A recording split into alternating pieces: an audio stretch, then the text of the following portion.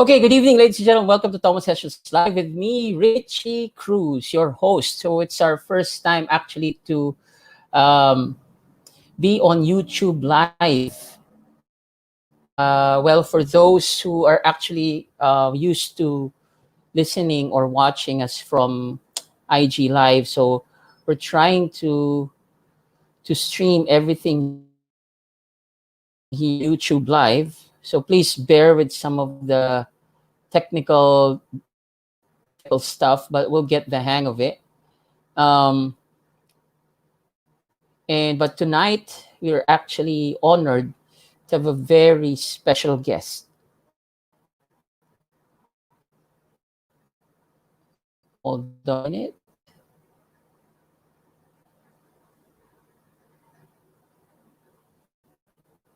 There you go.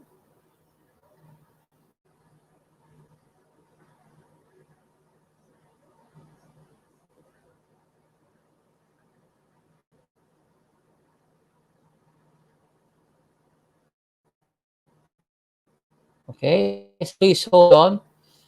Um, I'll bring him already.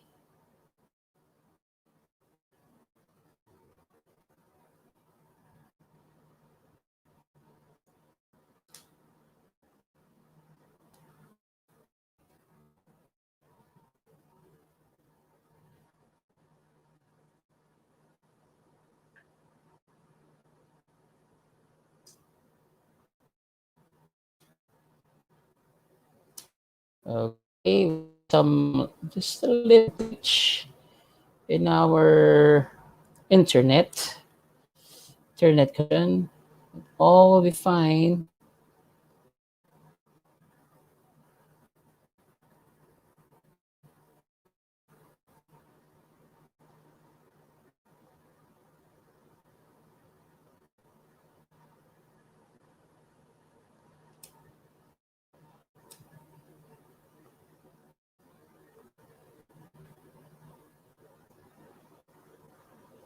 There you go.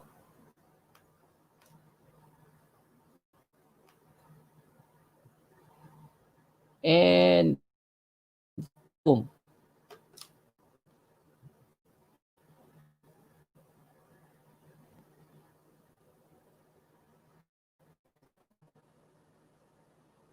There.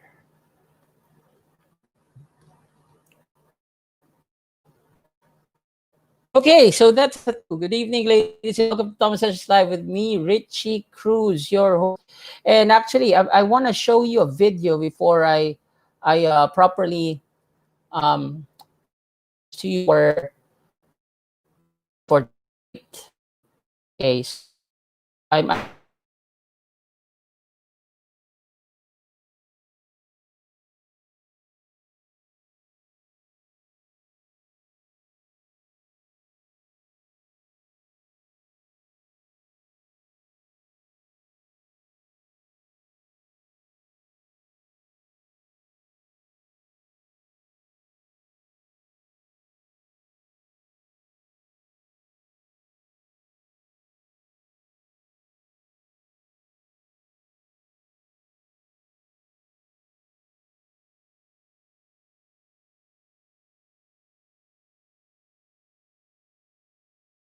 actually should be good there.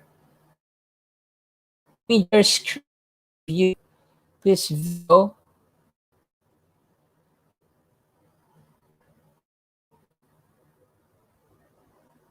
before I let this. All right.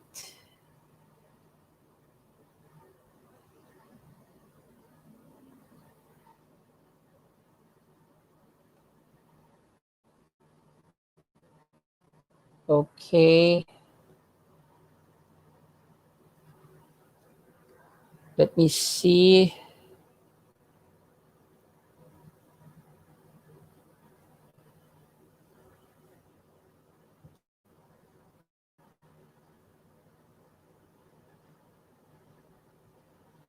One.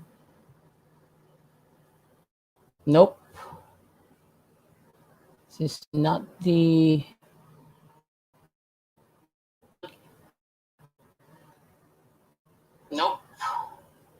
Okay, let me just not the. We'll figure this out. Okay, let me bring him over to the screen. Tap and show business. Okay. But Can you hear me okay? first, yeah. So again, guys, welcome to Toma Sessions. It's the third time already. But of course, my first question would be, everyone, I want to introduce our guest. So for our listeners out there, I'm pretty sure once upon a time or up until now, you've had a flair battle. Now, as I remember, when I was starting in the bartending industry, I've seen everything from a wooden bottle, that was hand carved, then from empty wine bottles, then from empty liquor bottles. And then suddenly, I remember at around the year 2000, I saw the white bottle with red and blue stripes with the words flair. Okay. And of course, it was in the States. And at that time also, I was the first member actually of the FBA.org during the time of one of our guests also here, Tobin Ellis, and then Allison. And there's a guy actually that released a training video about basic flair, and that was the time that I actually learned that there is a difference between tugboats, ship, and a flair or something to that effect. And over the years, I've actually watched him, uh, in his career and how he transcended from uh, from training, giving tutorials to really doing some tricks like juggling in the circus. And then now, actually, he's part of Finest Call, which we have here in the Philippines, those lovely syrups. And also, well, we'll know more about what he's doing right now. So, well, I cannot play the video in here in StreamYard, but maybe you can our guest can help me out later. But in any case, if you see him here in my split screen right now, that's one of the reasons I chose this platform, because there's a better feel of how we will see our guest. And yep, there he is, live in the flesh, ladies and gentlemen. Please give it up for Dean Serneels, the inventor of the Flair bottle, the portable bar, and now he is with Finest Call. Okay, Dean. Good evening. Sorry, good evening again from the Philippines, and good morning to you. Thank you. 9 a.m. here Yes. in New Albany, Indiana, a small little town near Louisville. And good evening to you and to everyone watching in the Philippines. Good evening, everyone, and good morning or afternoon to anyone watching around the world. How All right. fascinating this is. So before we start, our voice clear? Can you hear me out clearly? It's a little bit. There's a few times in the sentence that you might drop out. It's just the internet. Okay, it's probably my connection. All right. So in any case, again, welcome to Toma Sessions. So just so you know, Toma means drink, and session means a meeting like this. So obviously, we won't be drinking at your part of town because it's too early. Although it's 5 o'clock somewhere. We have a strong rule here at American Beverage Marketers where we can't drink before 9 a.m. Okay. All right. That sounds before 9 a.m. Yeah, But it's before 9. actually We're 9. good. We're good. If I'm in a Toma It's after. session, then I Yeah. need to have a beverage. All right. So actually, I'm gonna go through here in your brief. So it says here, mixologist, flair tender, entertainer, creator of the flairco bottle and revolutionary training videos. 30 years in the game and still a fanatic. So 30 years. So maybe that will start our first question. So how did it start for you? Well, what I do like to say when people say I've been doing this for 30 years is that I know I don't look that old, but alcohol is a preservative. There you go. 88. I was tired of pumping gas. I was pumping gas in a cold Canadian winter when we actually had service people at the gas station. And my girlfriend at the time said, "Hey, why don't you try bartending?" So I took a little bartending course and fought my way into a bar. And of course, the bartending course didn't teach me anything about bartending. And I figured out how to bartend from the service bar of a small restaurant in Burlington, Ontario. All right. So, but how did it start out for you? What is your major? Were you related to the hospitality industry? Were you an engineer before? So, Nothing. I mean, I was 18. I was 18. I was still in high school.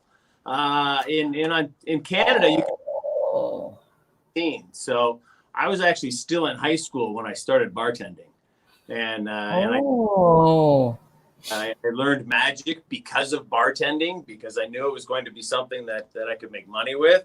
I learned how to flair because it was all part of building my business behind the bar. And then I learned how to make drinks as part of that. So I just kind of jumped on and grew with the industry. Lucky for me, the last 20 years I of growth, see. fantastic. So, If you weren't a vendor, or if this opportunity did really, or you didn't fall upon that opportunity, what would you be now? I mean, let's try to think like a twist of fate. If you weren't Dean right. Serneels now as a flair tender, mixologist, entertainer, what would you have been? There was a point many years ago when I was doing magic full time in restaurants, 4 days a week, or nights, and then I'd go on the bar after that. And I made a conscious decision of, do I go down this road to become a magician and just work full time as a magician, or choose this road and go full time bartending and see where I could take flair and everything else. And I did choose the bartending route. Of course, my entertainment skills and whatnot have blended over and treated me well. So I don't know if I'd still be a professional bart or a magician or something, but I really don't know. I don't know anything else. Like I said, I got into bartending out of high school. So I have a bunch of other small skills, jack of all trades, but this would be the only one that I'm still not a master at, but I love learning from and creating with. So Yeah. Okay. Well, in fact, no, I feel you. Basically, me too. I can't think of anything else. But like right now, we're kind of like going full circle with our how do you call this? Uh, Profession or love for bartending, and this is through social media as what we are doing now. And in fact, my next question for you is the most important question of all. How were you able to stumble upon that white bottle over there, which is known as the Flair bottle? legacy, I suppose. Yeah.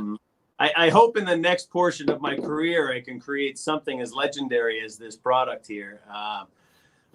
It's just been fantastic. It paid my mortgage for many years, and it was just a really great fun ride.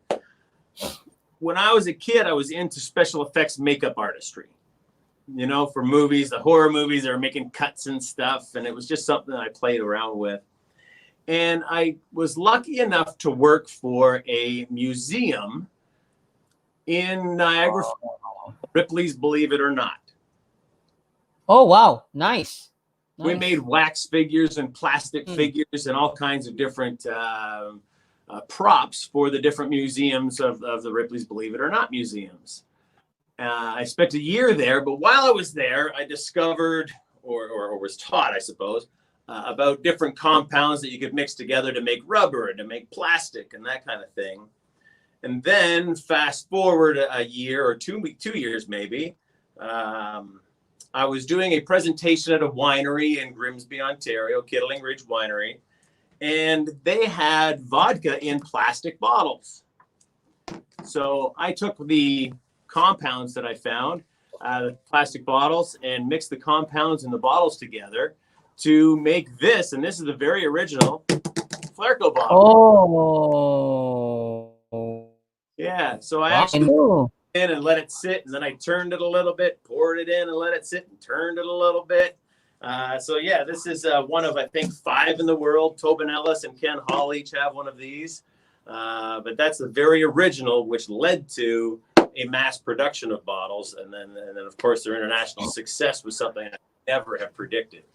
So. Nice. Now, but I heard, I don't know, there's a certain flair tender that told me, okay, so that bottle over there, the white one, so you developed the formula for the resin and all. You had the formula. You sold the formula to Flairco, basically.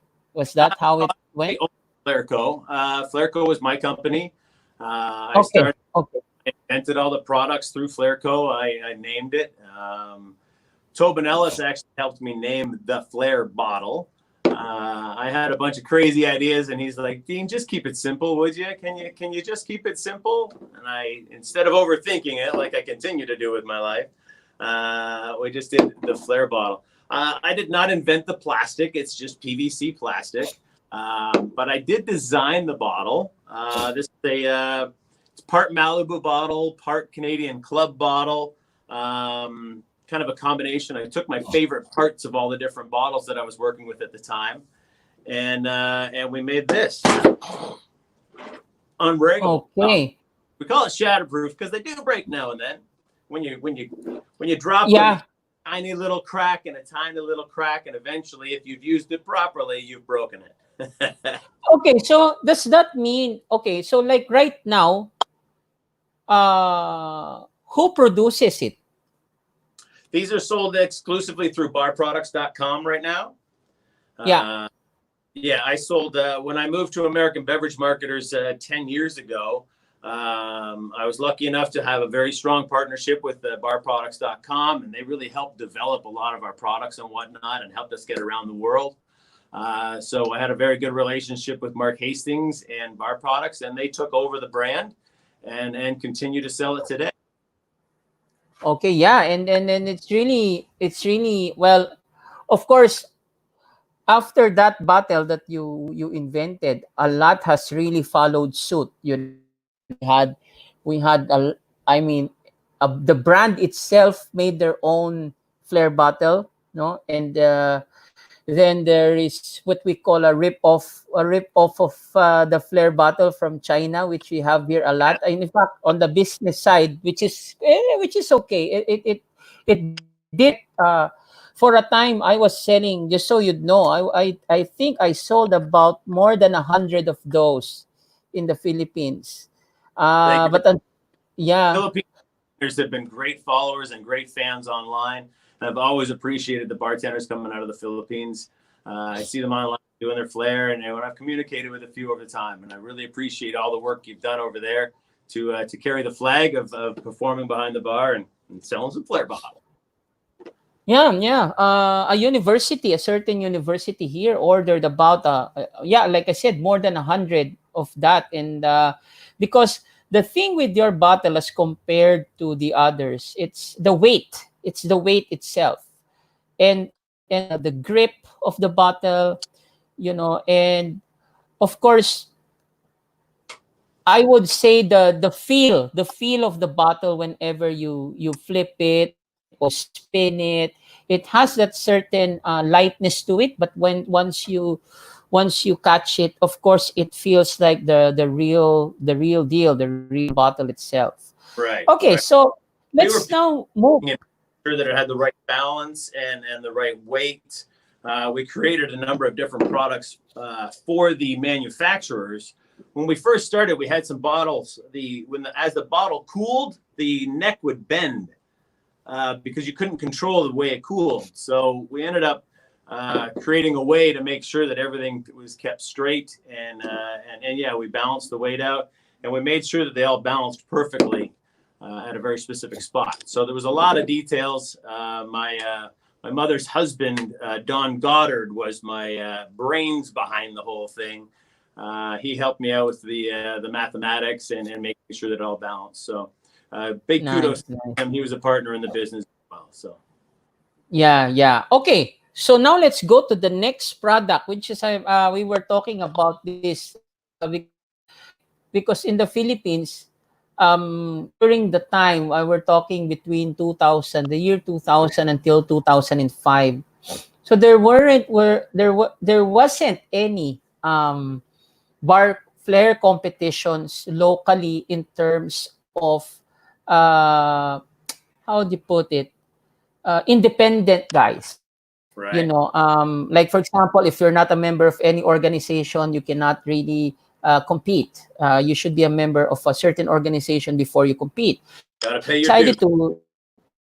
decided to put up my own company, and I introduced the scoring and the rules of what do you call this, From the FBA or legends, yeah, legends of oh, bartending. So yeah, so I called last call. I called it last call bartending challenge, and at that time, before, normally the competitions will be held using a right.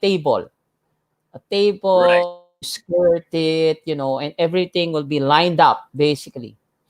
And when I saw this portable bar, I said, "What a dope design this is!" You know. So I really had to study it. I did try to study it. I saw the manual, I saw the edges and whatnot. But then I said during the time I was pretty um I would say I was pretty uh concerned with the property, the This, intellectual property. Ah, this is yes, the exactly. actual. This is an original Flairco bar that I actually am working off of in my little studio here. So Yeah, so I said, well, you have pretty how do you call it, your materials. I wasn't able to get all here because mine was a combination of aluminum and wood, because I like that varnish finish to my port bar. But then again, of course, nothing beats the original. And my question would be, how did you come up with that invention and the mechanism behind it? Again, I can't take full credit for it. Boxer Case, boxercase.com. Greg Hamilton is another mastermind behind all of this. But I like to say that necessity is the mother of invention. There you go. Yes, I couldn't We agree were, more. we were running around Southern Ontario and then Toronto area doing bartending competitions ourselves. I had already enlisted Mike McLean, and we had a really great, tight knit group of flair guys that would come out to every event that we ran. And we had, I don't know, 5 or 6 years. We called it the Flairco Summer Tour, and we did 6 to 10 dates every summer. And because we were setting up and tearing down, setting up and tearing down, and that we wanted the flair to be on the stage as opposed to behind a bar in a restaurant. Because if you put the bartenders behind a bar in a restaurant, you have to shut the bar down and it stops becoming a revenue generator. So if we wanted to pack the house with guests to come watch the show, we needed to have a different place for them to watch the show and continue to allow money to come into the bar from behind the bar. So we needed something that we could set up, something we could travel with, and something that was consistent every single time for the bartenders to practice off of. So I had a couple of different versions of this that I had built myself, and we rigged and jerry rigged a bunch of other different kinds of bars, and then I finally contacted Boxer Case, Greg Hamilton, and said, "Hey, can you help me?" And he loved the idea. So he and I went back and forth in many conversations and emails and dinners and lunches, and kept drawing things out, and it kept evolving. If you remember the bar when it first came out, the current version has evolved quite a bit with Yes. little turns, and we changed the material because the bartenders were finding that the material was starting to bend on it. So we changed a lot of things along the way, thanks to bartender feedback, so that we could just make the product better. I have a new version up here I just haven't gotten together with Greg just yet to bring it to life. So maybe one All day. right. Well, we'll look forward. We'll look forward to that. Now, okay. In fact, one feedback that I can give regarding the bar, that's why I opted for a wooden one, was because it's too flexible. Sometimes the deal is sometimes the bartender has too many things to put on the bar counter, so it ended up like, Especially in the you IBA know, events, right? You'd have to line up all the bottles and the drink in yeah, the IBA. exactly. And sometimes there's a how do you call this, there's a slight error for mistake there, because if it bends or maybe bounces a little bit, then that will like affect the routine. But Correct. in any case, that's actually here in the Philippines now because of your invention. Actually, I'm not producing anymore because my father used to be the one to fabricate everything. Right. Now he's not with us anymore. Oh, Unfortunately, he's up there. But yeah, it's really how do you call this? This portable bar helped me also teach bartending outside. right. Like the mobile portable bar. I brought it in different islands, and yes, sold a few units also. But There's quite a few of people course, that took that bar and we designed it for bartending competitions, but we ourselves, Matt Jones and I, went across pretty much around the world, I suppose, doing events as well. So there were some people that created bartending events specifically because they had this cool bar. To, yeah, yeah, they yes, were great money. true. Zach Prohaska from CD Bartending is a great example.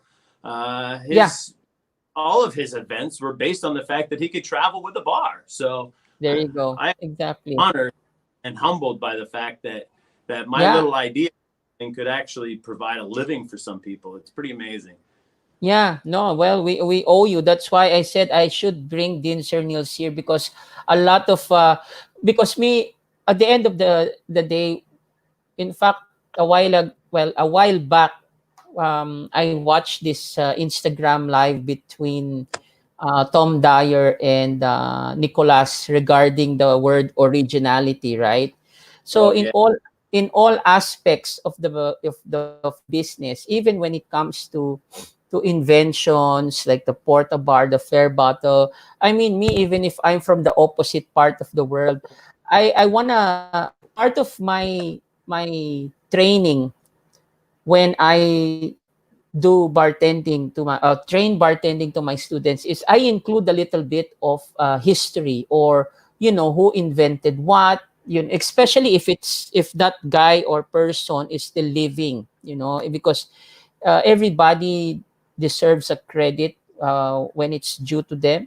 right. And I agree. sometimes, because sometimes we use something and we don't, sometimes, like me personally, it pops in my head, I wonder who invented this, like who invented the matchstick, or who invented the toothbrush, or who invented the ball pen, or something like that. So yeah, so I guess the generation now deserves to know, who actually invented these things that they play around with, regardless if it's the original or it's a knockoff. Right. Okay, now another of your invention actually Have to make was a drink. Have to was make a looking. drink. Quite thirsty, if you don't mind. It is a drinking session, right? So No worries. carry on with your question. I'm just going to make a drink while What you are ask. you making for us? I have Okay, a drink that so I just saw today, actually. I'm going to start out. Actually, I'm going to add ice afterwards.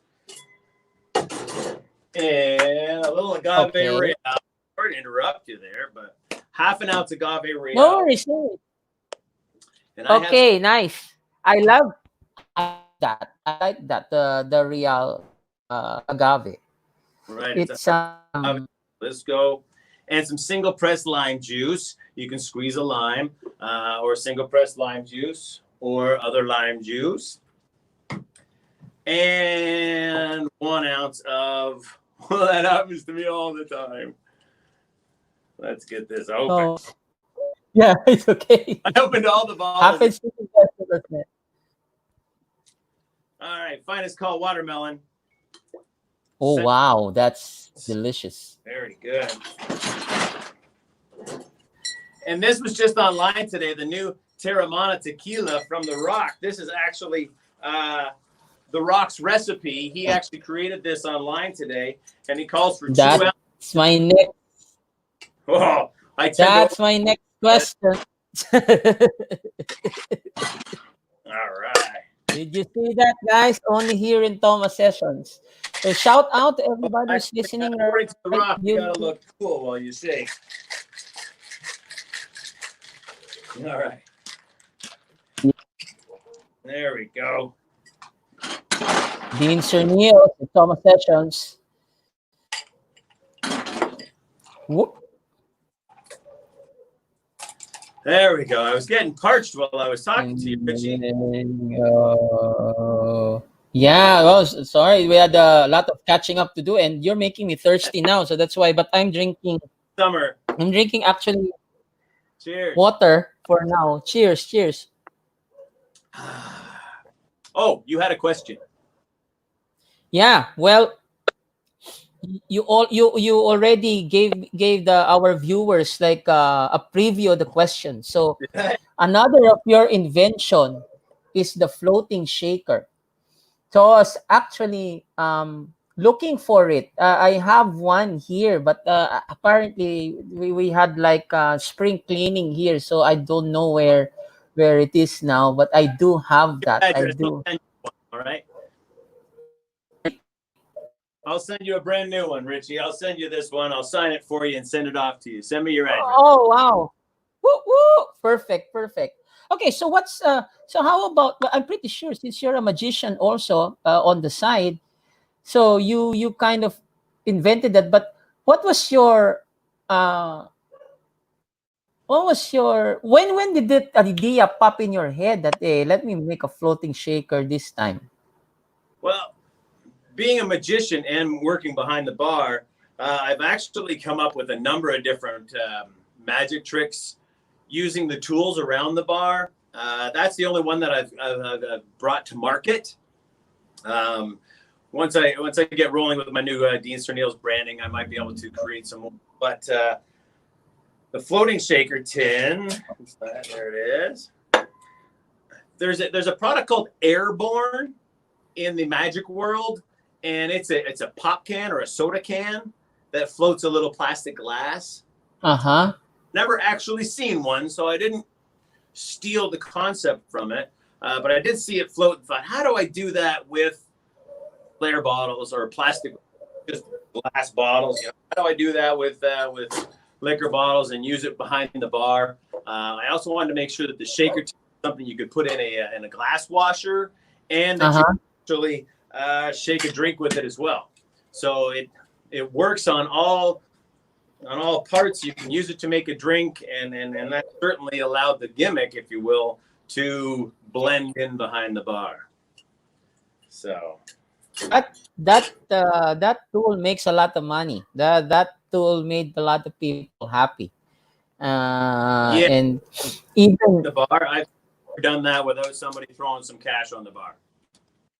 Exactly. Oh my goodness, they'll be oh, it's floating. It's how did you do that? So of course it's pretty ingenious. It's pretty ingenious, really. Okay, so maybe my next question. Let's backtrack a little bit. So, do you remember what's the first cocktail you made? Or what was your what was that cocktail that you'll never forget that you made behind the bar when you were starting out? It's getting really old because I have done it over and over and over again, but it's the chocolate old fashioned. I use a well-aged whiskey. I actually just had Peerless whiskey in here a moment ago. I take a well-aged whiskey, some agave nectar, and some chocolate bitters, and I just make an old fashioned out of that. And stir it, drain it over fresh ice, of course, a little orange zest, That's my favorite cocktail, and everyone else I've introduced it to has fallen in love with it. It needs to be stirred forever and then a little longer. I believe my girlfriend Allison fell in love with me because of that cocktail. And that's the cocktail that I've been doing for, I don't know, over 20 years. So, so active. who introduced you to that chocolate old fashioned? When I first I worked for Bowls Liqueurs and Jim Beam back in Canada in the early 2000s, when the cocktail renaissance was just starting. Just starting to figure out how to make drinks again. Philip Duff, famous consultant, Philip Duff. I'm sure. Yes.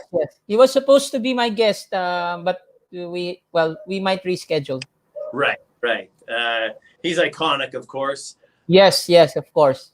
He was actually in the flair world at the very beginning, and looking for someone to help out with his new program with Bowls. He reached out to myself, and we launched the program in Canada with Grant Real, and he taught me everything that I know about how to create cocktails and how to mix cocktails. Okay. So it's Philip Duff that brought me into that world, and Galliano was with Bowls at the time, and I originally used Galliano and Jim Beam whiskey to make the first version of the chocolate old fashioned. I called it the Kentucky Villa at the time, but it evolved into the chocolate old fashioned. So with agave nectar, now that I work for Master of Mixes in Real, this agave nectar is just kicking. It's so beautiful. It's thick and rich. It's got a great earthy tones to it. It's beautiful. So that's my pitch. Nice. Okay. Were you able to manage, like, part of your career path? Were you able to manage some bars also? A little bit. I made a conscious decision when I was young to tend to the bar. And anytime I was asked to go into management, I turned it down because I knew that my place was behind the stick here. It's where I'm strongest. It's where I can be an entertainer. I don't have the business mind and the number crunching mind to sit and the checklists. I wanted to be out and be interactive with the people. So I have managed a little bit along the way. And when I was consulting for a while, I would go in and help run the bar until it got up and running. And I usually would step in to bartend as well. So training bartenders, and my life's work was dedicated to and continues to be dedicated to the bartender. I mentioned earlier, I'm rebranding the Mad Mixologist as Dean Serneels. I'm working with Sean Sewell out of British Columbia, and we're redeveloping Dean Serneels. And one of my goals with the Dean Serneels brand is to get back to focusing on the bartenders themselves behind the bar, not the owners, not the management. I want to work with the bartenders, those to the bar, and help show them how they can build their career up and how they can take anything behind the bar. And, they might start at a dive bar on Main Street, but they can take that career anywhere they want in the world. They can go into flair, they can go into mixology. And now finally, 20 years later, we're seeing the hybrid of mixology and flair come together on all kinds of great Instagram pages and YouTube. But I want to work with the bartenders to help them take their career wherever it is they want to take it. So that's what we dedicated to as Dean Serneels on all the different platforms. So. Okay. Wow. That's perfect. Because I was about to ask you, because if in case you manage a bar and handle some people, do you have like pet peeves behind the bar? Yeah. There's pet peeves behind the bar. I don't know. I think there was more bartenders I worked with that had pet peeves about me. Talking to do a magic trick, and I'd be like, damn it, I've made 3 drinks while he did that magic trick. Of course, I put a 20 in the tip jar while he put $3 in the tip jar. There's lots of pet peeves, but you got to work through those. I really like to focus on the great things that happen behind the bar, the great conversations and the great people you get to meet.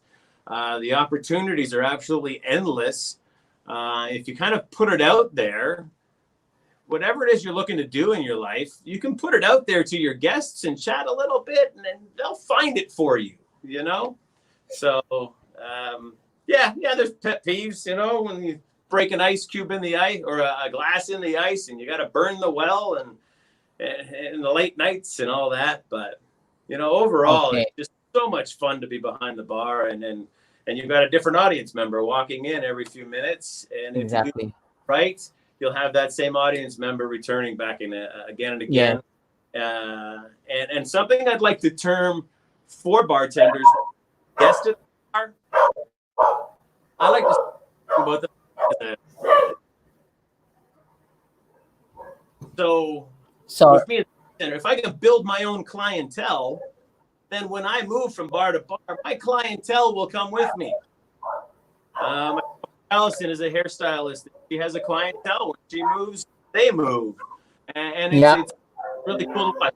My mother was a hairstylist for years as well, her entire career. And you develop relationships with the people that are part of your career. And that's what I'd really like to focus on as well is building a clientele behind the bar so that I'm running my own business behind the bar and I can make it whatever I want to make it. I used to work on a Sunday night.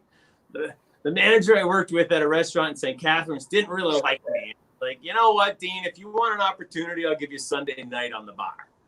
It was the quietest night. And I'm like, I'll take it. I'm excited. Oh, I got a night shift. I did magic on the bar, and I folded some paper roses for some girls that came in, and they continued to come in after bowling, and then more people would come in, and within 6 months or however long, I had a full Sunday night. Nice. It was all from doing just some simple magic tricks. I didn't have to be David Copperfield or Penn and Teller behind the bar. I kept it moving, stick and move, lots of conversations, short conversations along the way. And I built up my own Sunday night. So you can take it anywhere you want.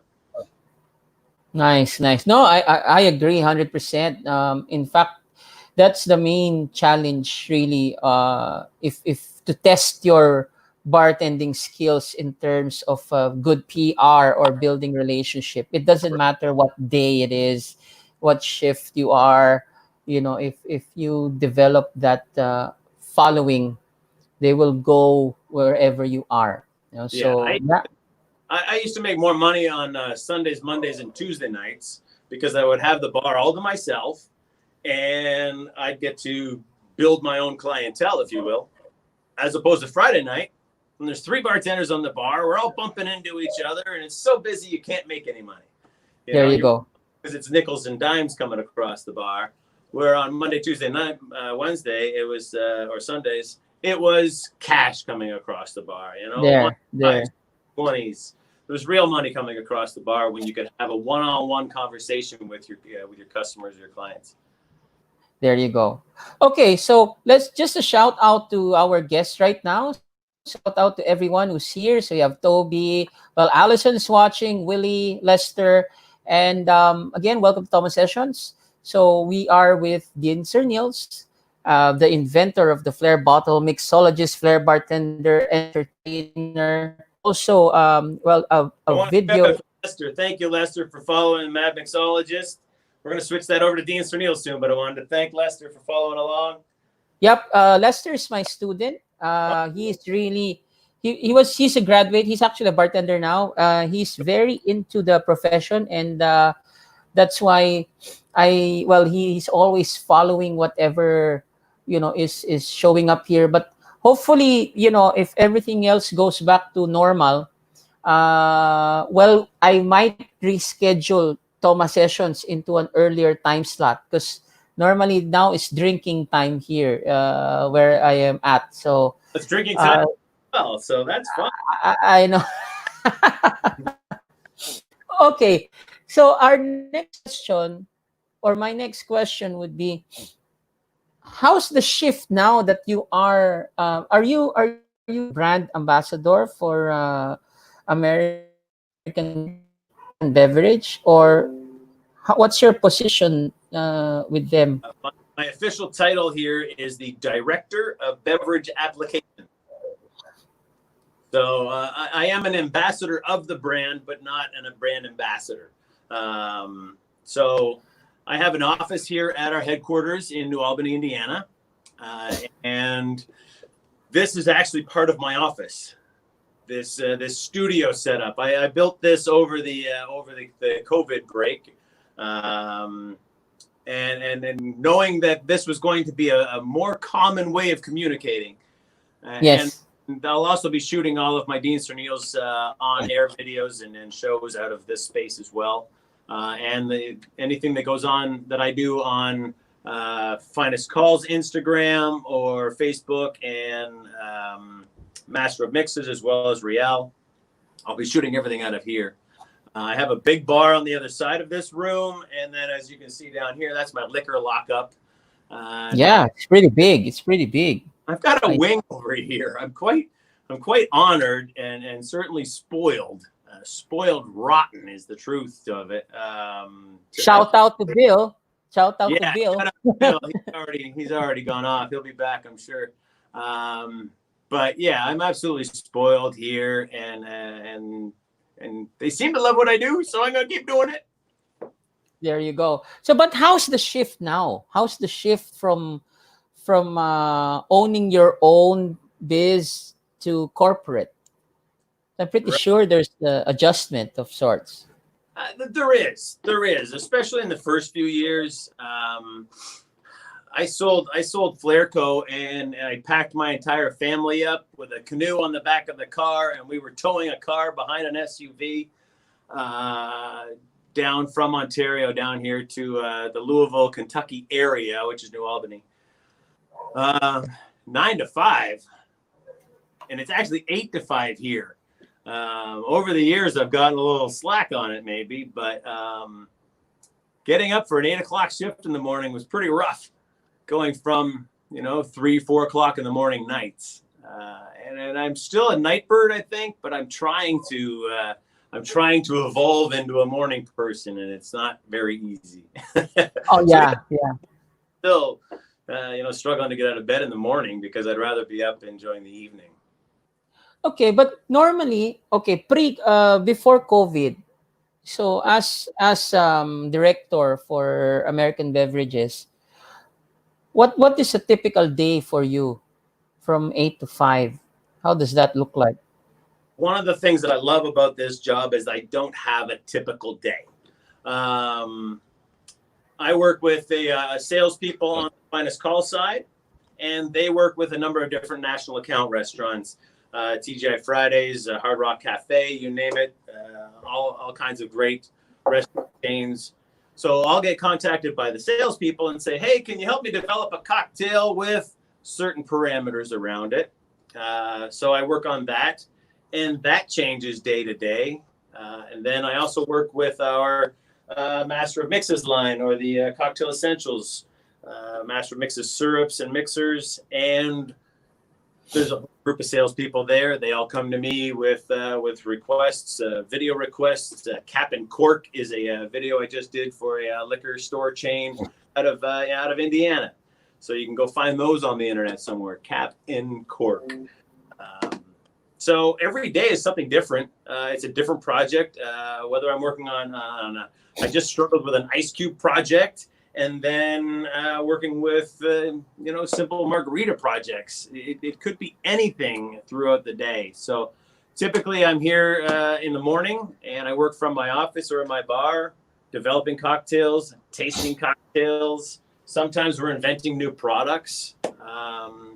When those come and say, hey, we're working on guava. Guava is the... oh, nice. Wow, really? Guava Real and Lychee Real are our two brand new flavors. So our technical director is Zolda Obashan, who's the absolute genius behind these products. Guava, I like. Guava, yeah, beautiful. Sure, man. Different bench samples of this, and I'll create cocktails and then give my opinion on where the flavor profile that I prefer is. And they take or do not take that advice and create these wonderful products. So then they hand it to me, and that's really one of my favorite parts of this job. Is they hand me the new product and said, Dean, go invent cocktails. So if you go to mixologypro.com or ABM Cocktail Pro, which are both online databases of cocktails, each of them have over 1,000 cocktails, and I invented or created and photographed every single one of those drinks. So there's thousands of cocktails created out there. We're currently revising some of those databases as well. So you can expect some great changes for that in the future. So that's another piece. So there's so many different things that come at me from different directions. It keeps me moving and keeps my ADD at bay. Yeah, for sure. I mean, now, so fun. I mean, it's corporate, but basically fun. The way you see it. So, yeah, Really, that's a price. it is a corporate, but I'm very blessed in the fact that it's a family company. And Bill Hinkebine is my direct superior, and just an absolute fabulous guy, as you know.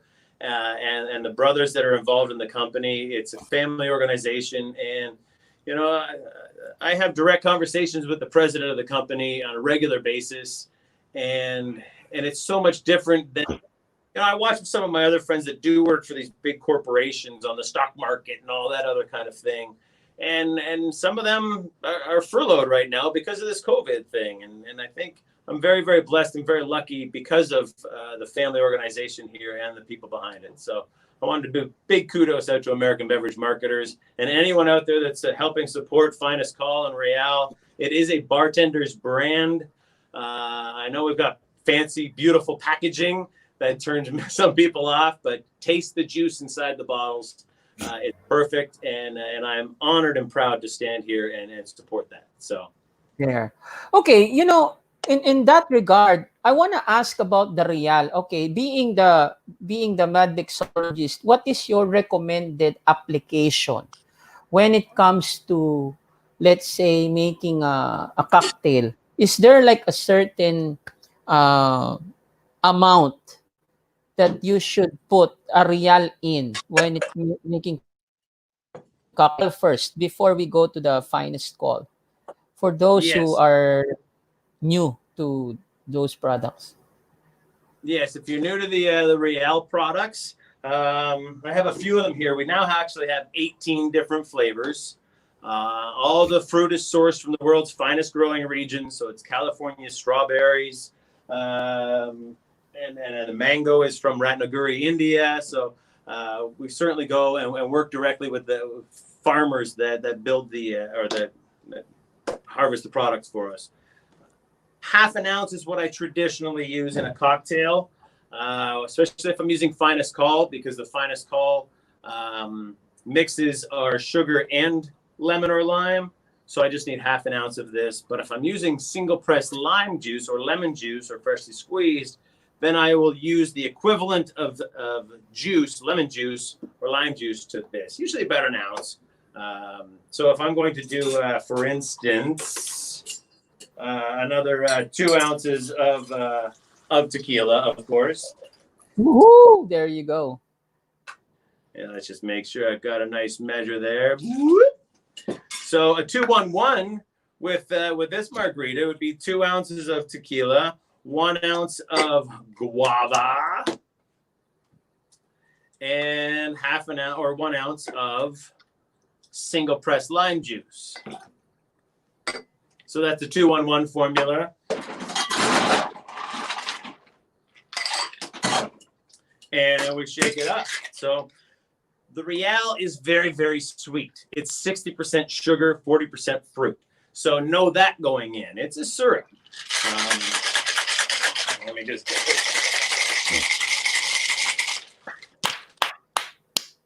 Oh, sorry. Yes, thank you.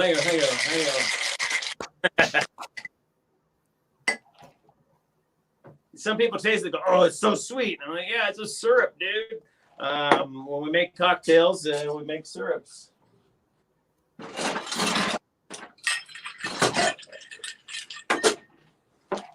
All right.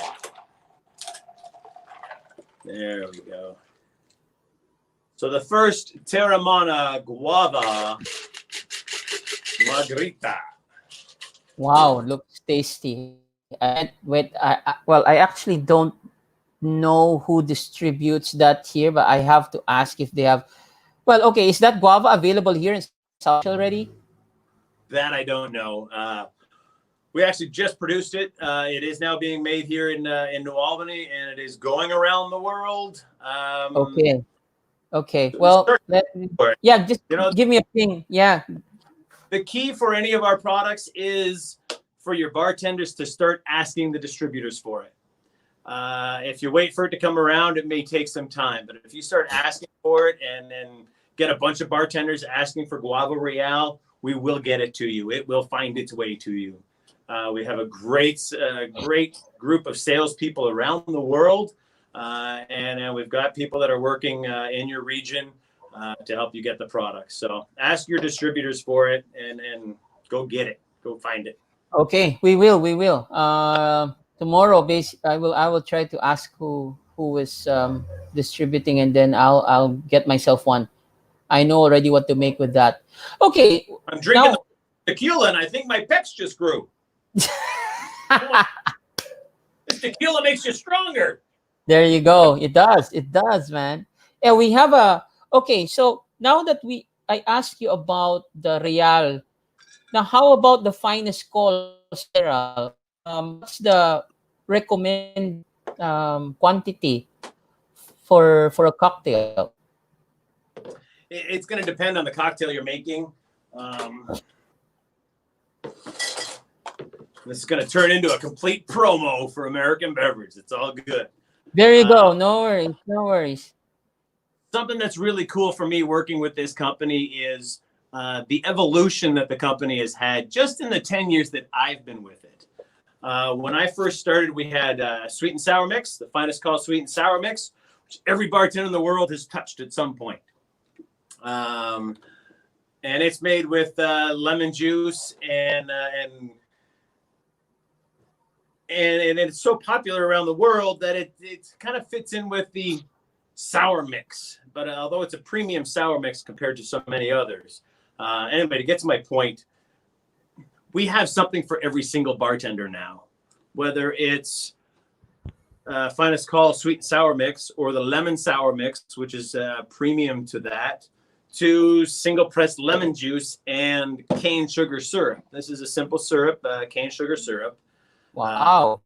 And this is single pressed lemon juice. There's nothing in here but lemon juice, freshly squeezed lemon juice. And we use rosemary extract as a preservative. So there's a 3-month shelf life on an open, unrefrigerated bottle of lemon juice and lime juice.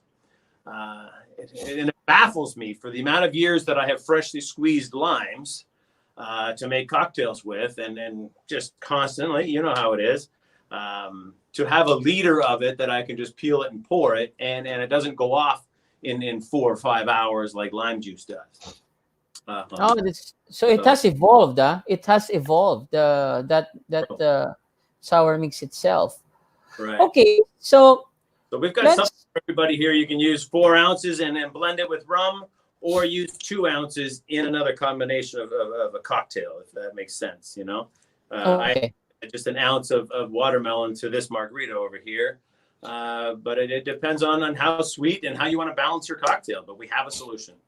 There. So in fact, okay, there are some comments from our viewers. So from Willie. Willie is a seafarer from the Philippines. So he worked in Celebrity. So he said they have the products on board in Celebrity Cruises.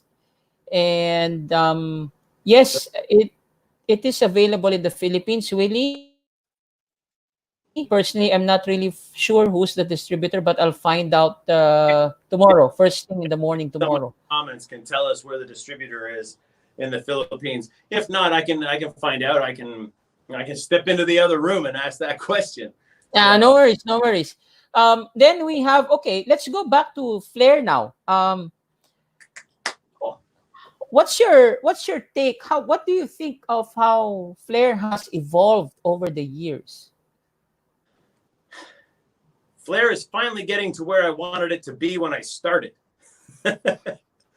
In the very early days of the FBA, I was fortunate enough to. I was on the board of the directors of the FBA. I was actually the first international member of the FBA. And, Yes. And I got to meet with Tobin Ellis, and I can't remember who all was there. Addie Grinspan was there, and I believe Jim Allison, and there's another name, Stefan Nuttelboom, I believe. Anyway, and Tobin unveiled what is the FBA all about, his vision of the FBA. And it included talking about Jerry Thomas, the Professor Jerry Thomas. That's his original book right there. And how back in 1862, the bartenders were performing behind the bar. So with that, we were trying to perform behind the bar and work flair into what we did behind the bar. It was just when we're fast behind the bar, doing flair can make you faster. It's smoothness of motion, and if I want to get that bottle from here to here, it's faster to go behind my back, and then I can reach for something else over here while I'm pouring, if that makes sense, while I'm miming here. So that's how we intended it, or Tobin's original vision of it was. And then we started these competitions. And the competitions were often based on difficulty. Level of difficulty was highly scored versus originality versus showmanship. And with that came level of difficulty. And I will fault myself in what I'm about to say. This guy right here took flair bartending from bottle and tin work to juggling, because bartenders could practice bottle work at home without the risk of bottles breaking, and learn how to cross the bottles in these fantastic sequences and 4 bottles, 5 bottles behind the bar. And as much as the world of competitions was fantastic at the time, and we were all like, oh my God, look what that dude's doing with flair bottles. The Delpeche brothers were just taking this thing to a whole nother level. You're killing it. Yeah. Yeah. But all of that exhibition part drifted flair further away from bartending than it did bring it towards the bartending. Right. And it started to create a division where flair's not practical behind a bar. Yeah. But it is practical behind the bar, just not that level of flair behind the bar. But it's hard to communicate to somebody who doesn't understand flair, or worse, worked with some jerk behind the bar who bought one of these and was just practicing all day and wasn't bartending. If we haven't been that guy, we've worked with that guy. Yes. And people were practicing at work, myself included, and we should not have been. You practice at home and at home, at work, and only do the 2 or 3 moves that you can nail every time.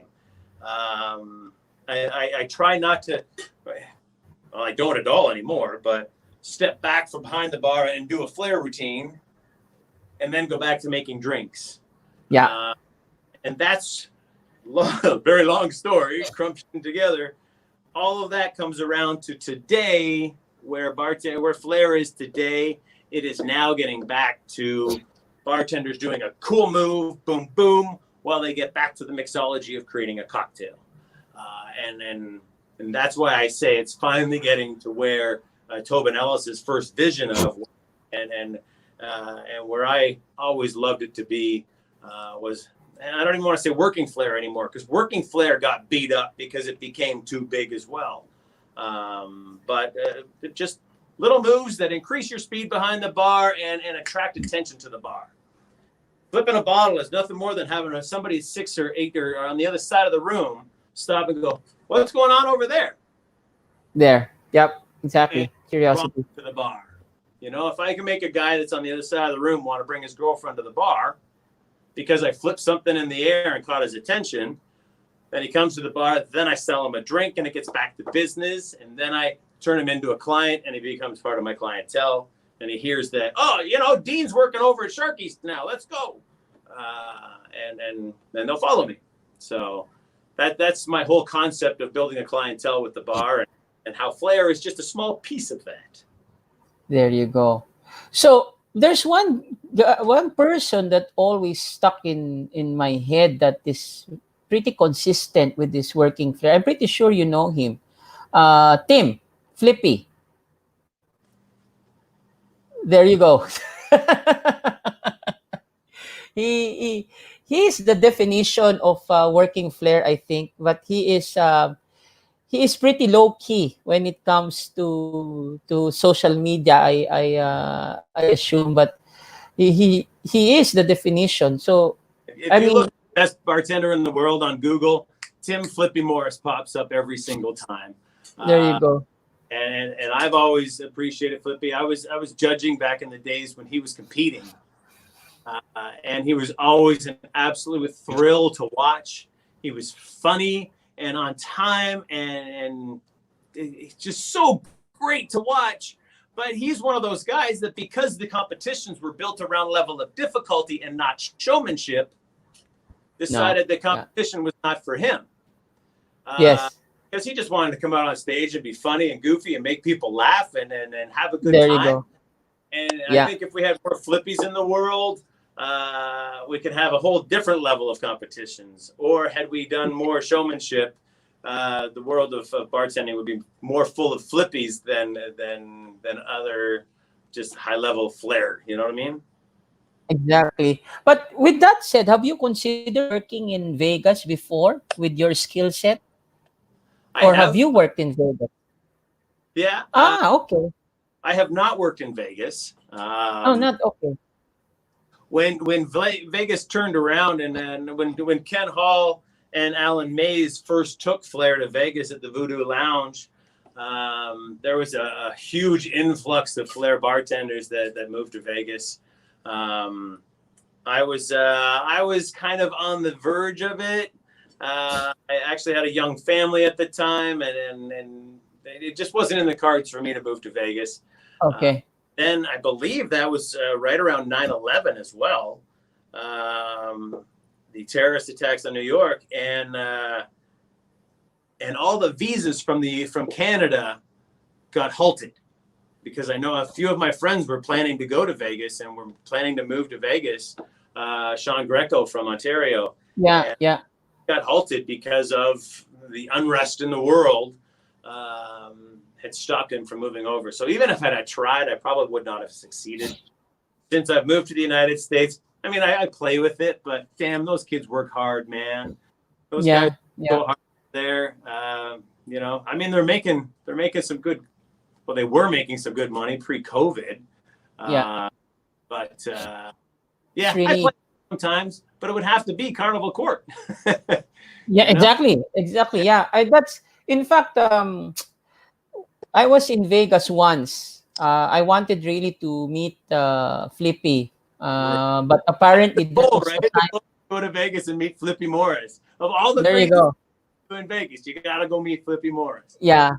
Well, the thing is, Carnival Court was closed at the time. They were having the renovation, so apparently I wasn't able to go there. But I was able to go to 5:00 somewhere, and I had met up with the Dario and Danilo at the time. Yeah. So the sport for sure. Yeah. Okay. Well, my next question would be, how is the Canadian bartending scene, or the Canadian flair bartending scene? Because you're technically Canadian. I am 100% Canadian. The flair scene in Canada, I don't believe has grown. Well, I moved, right? So, why continue? I'm teasing. The growth of mixology and the craft of cocktails and all those that are deep inside crafting cocktails, Canada has become an absolute mecca for great cocktail bars and speakeasy bars and just the craft of the cocktail. So it's really grown Mm. that way. There's many brilliant bartenders still growing and building the industry. I don't know where Flair is at. I don't know there's any competitions or anything else. But that's true anywhere in the world outside of Las Vegas. Flair has really just kind of fallen off, and it's just starting to regain another generation of bartenders that are starting to Yeah. apply to the craft of bartending. And we had it backwards back then. We started flairing when we didn't know how to make a drink.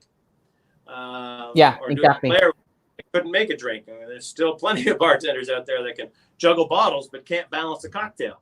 Yeah. So the new generation is book smart and is learning off of reading and watching and all the great resources on the internet. We're learning how to make cocktails again. We're being expressive with how we create cocktails, and then adding flair to this. So the next generation of bartenders 5-10 years from now, I can't wait to see, because it'll finally be a blend of everything that I always hoped it would be.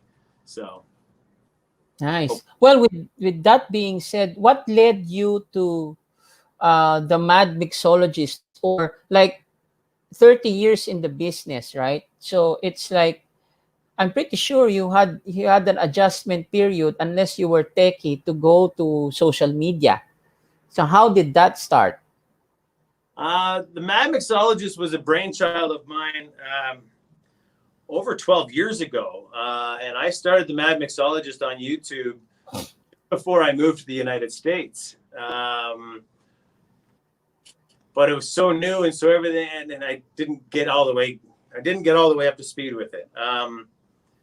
The Mad Mixologist started because I was teaching a cocktail class in my basement in Niagara Falls, Ontario. I used to have people fly in from around the world to take my cocktail class and flair class. It was a lot of fun.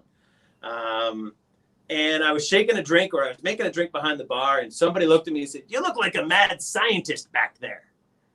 And I said, "More like a mad mixologist." And I've always envisioned myself as being a little bit out there, a little avant-garde maybe. And then some of the mixologists that are more hospitality-based or more science-based or whatever, I've always felt that they sometimes look at me and go, "That guy's just crazy." Or in the words of Sean Finter, "He's nuts." So Mad being a crazy play on that. It gave me license to just have fun behind the bar and break rules and do whatever I felt I wanted to do or could do with the flavors and the liquids that we had behind the bar. Sometimes cast away the classic technique or what we're supposed to do to just try new things. And that was the whole idea behind Mad Mixologist. I got into editing the beginning of 2020 and then started to learn how to edit videos and got carried away with that, making some of my cool Mad Mixologist videos. And having grown with that and learned from that, I'm now taking that in a slightly more mature approach to Dean Serneels and rebranding Dean Serneels as, hey, let's have some fun, let's break some rules, but let's get back to making some great cocktails and get back to retraining bartenders. And put our focus back on the bartenders and the people that really want this knowledge, that are seeking this knowledge. I've got 30 years of knowledge to share, which might be completely different than somebody else's 30 years of knowledge. I've certainly got another 30 years to learn, if I live that long, of course. Yes, of course. So, yeah, the Mad Mixologist is now blending in to Dean Serneels, where I'm going to share all of my knowledge, and hopefully by the time I'm done, I will have expressed everything I know about the industry, making cocktails and flair and everything else. So There you go. There you go. So. All right. So maybe we go to the present now. So how's the situation there now? It's optimistic. Mm-hmm. The situation, as in what? I mean the thing? COVID, yeah, the COVID thing. The COVID situation in your particular city. How's everybody doing? How's the business? How are people reacting to it? Right. The bars and restaurants were at 33% capacity. They're now at 50. They might be at 75 right now. Slowly ramping up. Every other table is turned upside down, kind of thing, or say you can't sit here. Mm-hmm. It's really kind of mixed. You go to the grocery store. There's a lot of masks, and then there's some people that just forgot their mask that day. Excuse me. And it's growing on the national account side. It seems there's so many people that have so much at risk on it. They're walking very slowly. They're opening one restaurant at a time, seeing how it goes. It's like walking out on a frozen pond, waiting to see when the ice gets thin and if it's going to get thin. So it's a slowly but surely thing. But the industry is anxious to get back to work. The bartenders want to get back behind the bar. They want to start shaking hands again. And more important than that, the customers, the guests are eager to get out and get a great meal cooked by a professional chef or a cocktail created by a professional bartender. So there's no shortage of people going out to enjoy restaurants and getting back out into society. So it's growing. It's coming back as fast as the government will allow us to come out. People are coming out. But what's your take on that? If the way I see it, in fact, even when I was talking with the other guest, it seems that the government wasn't really that strict when it comes to implementing masks. That's one example.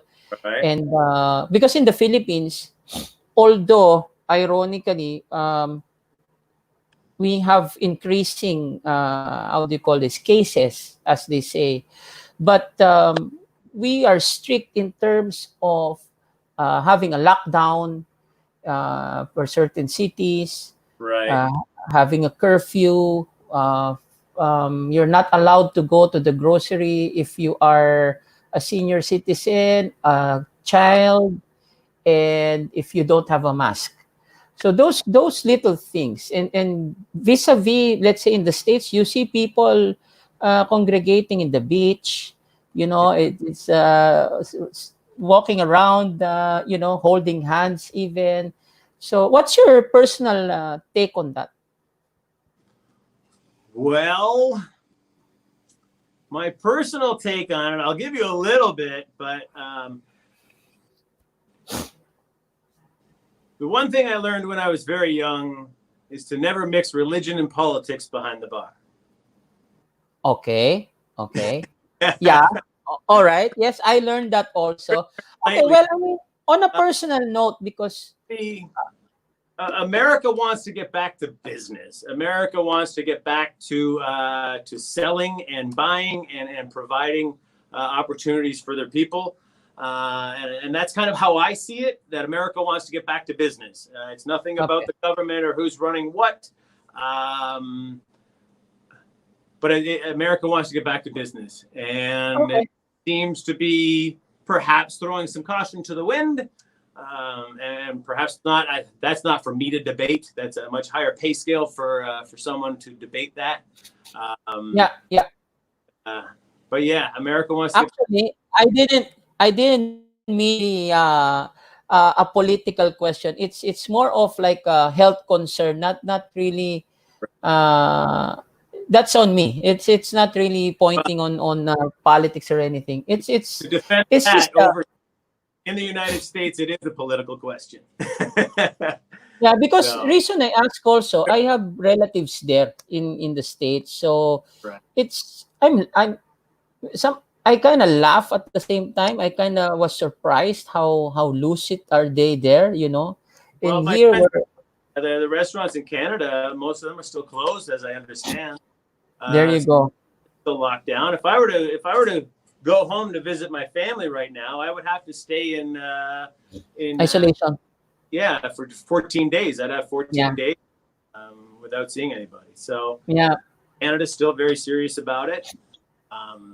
And then the United States is a little more lax on it, I suppose. So Okay. But what's your precaution? You personally, or especially with your health, or how COVID is, do you take any precautions when you leave the office or when you go back home and stuff like that? Yeah, certainly. I have a mask. My girlfriend's actually making me a Hannibal Lecter mask so that I can go out in public with a Hannibal Lecter mask on. There you go. A little mad, if you will. Yeah, I mean, I wear a mask, and there's many people wearing masks, and I be careful out there. When I come into the office, you see all this. I have a giant space here. I don't see anybody. There are other people up here, but I'm very rarely in contact with other people. Most of my work comes in from email, and then I go into the bar and I create what I need to create because all the tools are here that I can work on.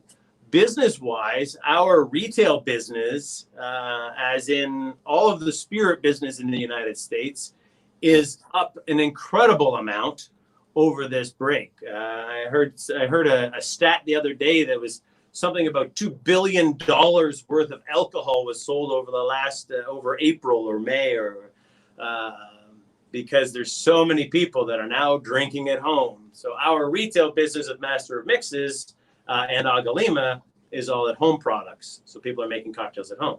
So we're very lucky there, although the Finest Call business is down because the restaurant's out.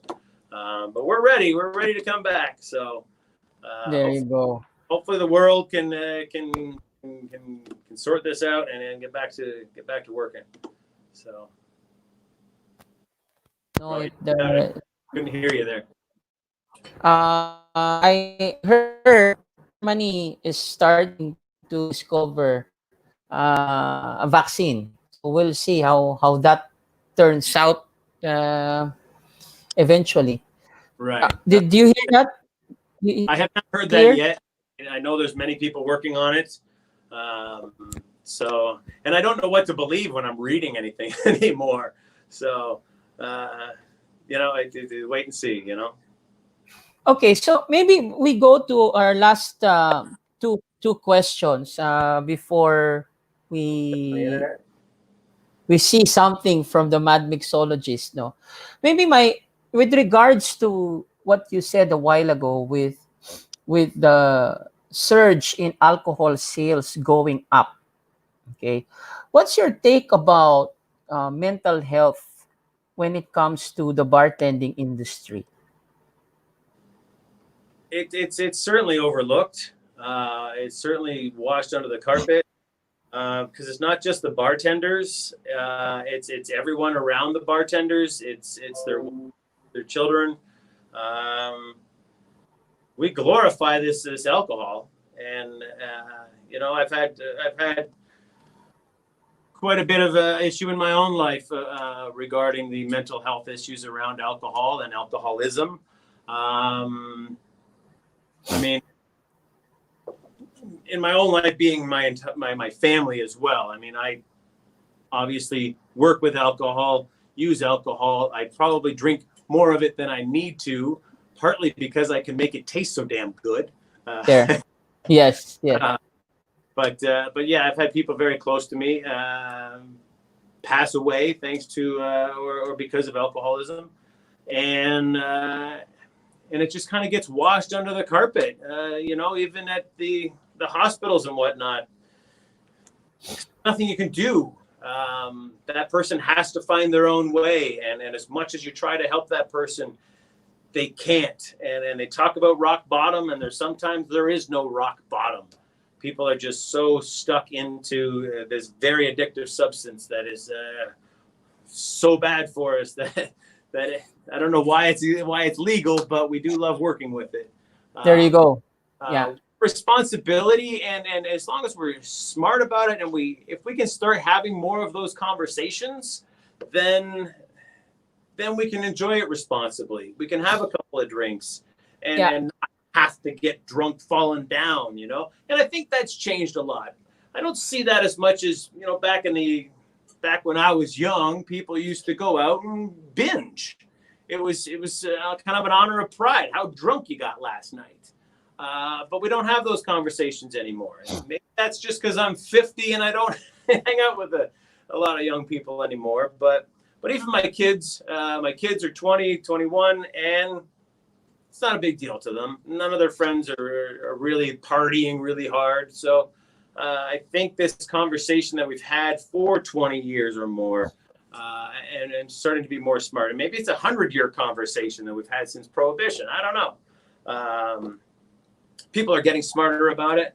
But when it comes to bartenders themselves, we work super late hours and then sleep in and then work super late hours. And you do a shot with somebody at the bar and it just kind of propels itself. So you have to be careful and watch out for each other, and make sure we have those conversations and be upfront about it, and take somebody aside and say, hey, can we have a conversation about booze and stuff, and then see where it goes. There's a few resources out there. There's not as many as I wish there were. Trust me, I have searched around, and the resources for people struggling with alcoholism are antiquated and few and far in between. So Yeah. No, it's. I've started to ask that to our guest here because, well, again, Toma Sessions. So this is the main avenue, and even me, the birth of Toma Sessions is basically because of COVID, and there was a point in time that I did binge. It's like I drink it every day, maybe 3-4 times in a day. When it was starting, simply because of denial, maybe, or uncertainty of what's gonna happen. right, But, but it's an easy drug to turn to, right? yeah, but then again, I woke up. I said, there's no point of doing this, rather than there's a purpose why this happened. So I said, I will focus on this platform, which is Toma Sessions, and now this will go on, as Yeah, long as, it's wonderful. It's wonderful. yeah, as long as there's somebody to talk to on the other side of the world, and get inspiration with you guys to keep the profession going, just like our viewers here right now. So this is something that keeps me going every single day. And okay, so with that, let's ask the final question. So, if you were apart from let's go back to the chocolate old fashioned. So, but Okay. apart from the chocolate old fashioned, that's your favorite. Do you have maybe 2 or 3 more classic cocktails that's your favorite? Let's see here. There's always the Negroni to go back to. I love a well prepared and stirred forever, and then a little longer Negroni. Um, let's see. And a really good margarita, a good 2-on-1 margarita with high quality tequila, and whatever sweetener, and some good lime juice. Keep it simple, you know. We've gone through the day of the 7, 8, 12 ingredient cocktails, and unless I'm in a tiki bar where those guys really know how to work it, I like to just keep it simple. 3 ingredients, maybe 4, a dash of bitters kind of thing. Keeping it simple. I love a good old fashioned. If I'm going into a bar, especially here in Louisville, the birthplace of bourbon, There you uh, go. I'll certainly order an old fashioned in most bars, and it comes out right. Ironically, I still have to ask for no soda water.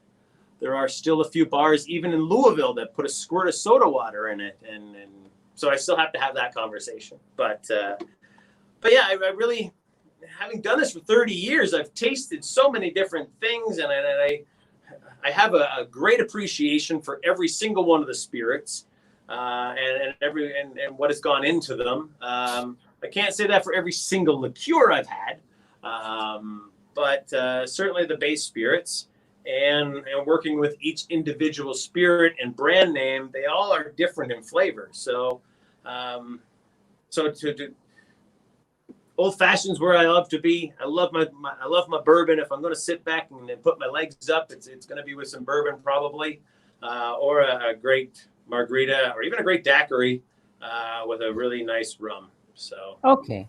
All keep it. right. All right. All right. How Wow. about you? Okay. Tell me about you. What's your favorite cocktail to drink? Okay. Well, It's thank you for asking. My go-to drink is always a daiquiri, um, a old fashioned. Also, we're pretty much the same. It's daiquiri, old fashioned, and Negroni. Those are my three go-to drinks. But of course, when I'm feeling a bit, how do you call it? If I'm feeling a bit adventurous and see the skills of the bartender in a way, I wanna order a mojito. Oh, nice. That's your litmus test to see if they. Yeah, yeah, something like that. Because um, the mojito, same as the other three that I mentioned, it's easy, but at the same time, it's easy to mess it up also. Right. Yeah. So it's. But if you get the right balance to it, and then regardless of what procedure you're doing, because sometimes they shake it, they model it, they build it, so but if you get the right flavors together, then yeah, it's thumbs up for me. Well, let me ask But you a question. Another question, if I can. When you're sure. in a bar and you've come to trust the bartender, and you're like, this bartender's got something. I want to see it. How do you ask them for the bartender's choice? Make me whatever you want. When I do that, sometimes I don't know if I word it wrong or I come across wrong. My Allison will look at me like, "Oh, you got to do this again." Like I'm challenging the bartender, but I'm really not challenging them. I just want to No. experience something unique and different. So, Yeah. do you have a way of asking that question? Yeah. Actually, same. We're the same. If I trust this guy and he's a good friend of mine, and I know he makes good drinks, then he, sir, what do you like today? I said, up to you, man. I trust you. That's it. And Right, but of course, you'll follow it up. What base do you want? Well, okay, since you asked it, then let's do rum, for example. Let's do rum tonight. So yeah, I'll take it from there. Basically, uh, the bartender is a host. So at the end of the day, right, even if you say that I trust you, of course, as a host, you have to know the preference still of the guest. At the end of the day, you probe a little bit, not too much, but like the base can speak for itself already. So right. maybe another question that he can ask me is, you want it all spirits, or I add some fruits or sour. So yeah, Right. until he gets what I want, or based on his diagnosis, then he'll make me what I really want. So for that particular night. So far Diagnosis. so good. I used to ask, do you want something strong or weak? And have them answer strong or weak, and then sweet or sour. There. And then I would decide whether or not I was using mostly spirits or other mixers and whatnot in that. So, Yeah. used to- Because otherwise, it may either be a bespoke, or their signature, or a classic. So it's really up to them. At the end of the day, sometimes uh, I kind of avoid going to a certain area of bars uh, frequently, right, since I have friends there, or my buddies know me, because right, otherwise I'll end up crawling, at the end of the night. yeah. So There's you, always you one, know, right, one of their own being at the bar, right? yeah, you know what I mean. So unless there's a meeting to attend to, or I really have the itch to go to a bar, an area or a city. Otherwise, I just stay in my own turf, and just have a beer maybe, or because there's one guy that told me, actually Angus Winchester Oh told yeah, me. yes, I know him well. I worked with him too. Yeah. So because one time I had a shift in Hong Kong, so I had a guest shift there in one of the bars. And then, of course, I sent messages, hey, come by my bar, I'll make you a drink, blah, blah, blah. And I was surprised he was there. And he was telling me, actually, he doesn't usually go to a guest shift. Now, one of the reason is actually it made sense because when you go to a shift, that bartender is working, Right. right? So apparently, he doesn't want uh, to really let the service halt just because hey, like for example, you came to my bar. Hey, Dean is here. Okay, let me stop first. Let's talk to Dean, and let the others wait because I'm a guest bartender anyway. Right. So it made perfect sense. In fact, that stuck with me until now. There was one time I did the shift here in my country. I'm actually comfortable with few people going to my shift because I want to talk to them. Right. You know, in fact, 25 guests is okay with me. So I at least get to Right. talk, manage everybody. But I was surprised. I think the guests reached about 80 to 100 guests when I did the shift. Wow, that's great. So I didn't talk. I didn't really talk much. The time flew by so fast that I wasn't even able to take decent pictures of myself with some friends and whatnot. Yeah, I did a But few in Rotterdam back in January, and it was packed, and I was just going, going, going. I didn't have time to stop, shake hands, and take pictures. And that exactly, bar to bar, I was in 4 or 5 different bars in one night, so I had one hour at each bar. It was crazy. So it's exactly. So I great. mean, but hey, the time went by fast, and people loved the drinks. That means that's why they're there, and I made a lot, and the bar was happy. So I mean, okay, for what it's worth, at least I did my job as a bartender, and not really went for talking to the guest and let my drink do the talking. Right. Something to that effect. Okay, so let's play a last game before All your right. final word. So let's do the fast talk. So basically, I ask you two questions and a question with two options. Then you tell me your preference. Okay. Okay. So this is very simple. Okay. First question: red or white? Red. Okay. So with that, I was referring to wines.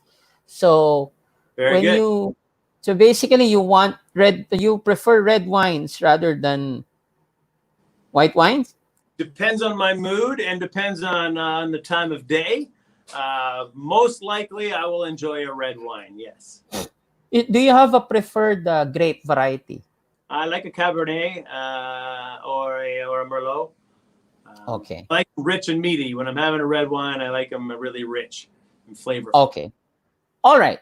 Next, shaken or stirred? I'll stick with shaken because it's the method I use most. I work with cocktail mixes. I work with a lot of lemon and lime and juices, so I'm shaking all day. All right. Lemon or lime? Lime. Lime has, Okay. I think, more opportunity than lemon, only slightly so. Okay. Train or bus? Train. I want to get, Okay. if I can go twice the distance in the same amount of time and get to somewhere more fantastic, I'd love to explore that. Okay. All right. All right. All right. Okay. So far, so good. Okay. Walk or run? Walk. I know it's Okay. counterintuitive to what I just said, but walking allows you to smell the roses and experience things and think about your next step, so that your next step is the correct step. Walk or run in a training scenario. You got to learn how to walk before you can run. There you go. Okay. And last, swim or bike? Bike. Okay. All When I'm right. biking, I can just sit up and let the wind go by at points, or I can exert as much effort as I want, and I can get further. Swimming, although I love swimming, you're constantly working all the time. So There you go. There you go. Okay, so there's time to rest. All right, so that's it. So wonderful. can you give us your well, if do you have a quick magic trick there before you give your words of Sure. inspiration to our viewers? Yes, I've got a group coming, but let's see here. I actually have a variation on one of my favorite tricks. Okay. A dear friend of mine, Mike Doyle from Hamilton, Ontario, Canada, started out as a Okay. bartender and became a magician because he and I were doing flair bartending competitions together, and he went into the magic world. So I'm going to take this famous old trick of mine, and we're going to use the internet to help us. So, Richie, I need you to take this invisible deck of cards, Okay. pass it through the camera to you, and I need you to take that deck of cards. Did you get it? Yeah. All right. Now let's take the cards out of the package and let your viewers see. Yeah, there we go. And I need you to take one card, Richie. Just one card. Don't let me see the card, but take the one card out of the deck. Okay. And I'd like you to tear a corner off of that card. Beautiful. Now just keep the corner, take the card, put it upside down, back in the pack, and hand the pack back to me. Or better yet, throw the pack on my back bar. Just throw it. Very good. All right. Oh, I heard it land. And you have a corner of the card, correct? Yeah. Still there in the Philippines. Richie, what card did you turn upside down in the deck? What card did you pull out of the deck? 2 Two of diamonds, hearts, clubs, or spades? diamonds. The two of diamonds. So you took the two of diamonds, tore it, turned it upside down, and threw it on the back bar. All right. Yep. Well, I heard it land in my fruit over here. And I heard the cards land. And you said it was the two of diamonds. Mm-hmm. Oh, there's a card that's kind of, oh, I'm going to drop them all. You see all the cards there, Richie? There's one card in all these cards that's turned Yeah. upside down. And you'll also see that card has a tear out of it. Oh my God. Did you see that, ladies and gentlemen? Oh, wow. Nice. What I did for slick bartender Vladimir. Yeah. So that's the Nice. Oh my goodness. Wow.